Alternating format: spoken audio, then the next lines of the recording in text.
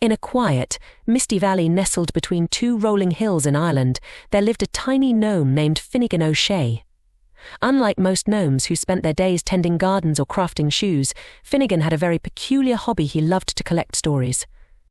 Not just any stories, though he sought out forgotten tales, stories that had been lost to time, buried in the whispers of the wind.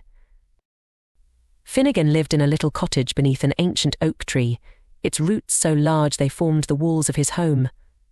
Every morning he'd step outside with his little pipe in hand, breathe in the fresh, damp air, and set off to find his next story. The valley was rich with history, and Finnigan knew that stories lingered in the land, waiting to be discovered.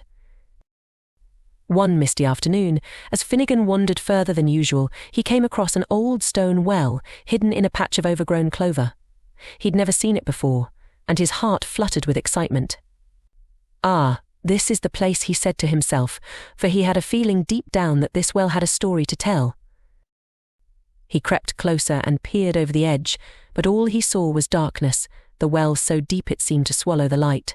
With a twinkle in his eye, Finnigan took out a small silver coin from his pocket, the very one he used to trade for stories.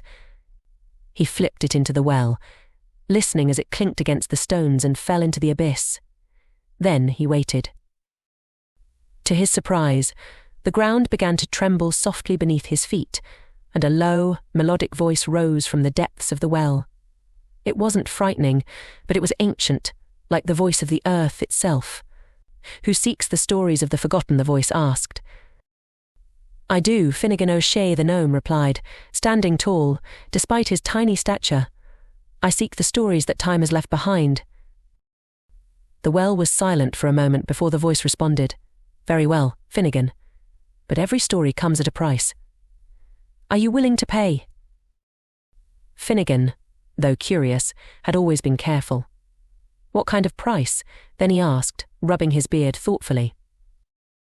"The price is simple," the voice said. "For every story you take, you must leave behind one of your own." Finnigan considered this for a moment. He loved his stories, but he had plenty, and the idea of exchanging one for a forgotten tale was too tempting to resist. Agreed, he called down into the well. Suddenly, a gust of wind spiraled up from the darkness, swirling around Finnigan like a whirlwind. In it, he heard the echoes of laughter, sorrow, and triumph, as if 1,000 voices were speaking at once. Then, just as quickly as it started, the wind died down, and everything was still. In his mind, Finnigan could now hear the story the well had shared with him. It was the tale of Eiling, a young woman who had once lived in the valley long ago. Aisling had been a healer, known for her kindness and wisdom, but she had been wrongfully accused of witchcraft by a jealous lord.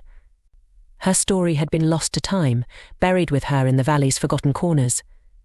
But now Finnigan knew it, and he would make sure it was told again. Satisfied, Finnigan turned to leave, but as he took his first step away from the well, he felt a strange tug at his heart. He paused, realizing that something was missing. It dawned on him the well had taken one of his stories, just as promised. But which one?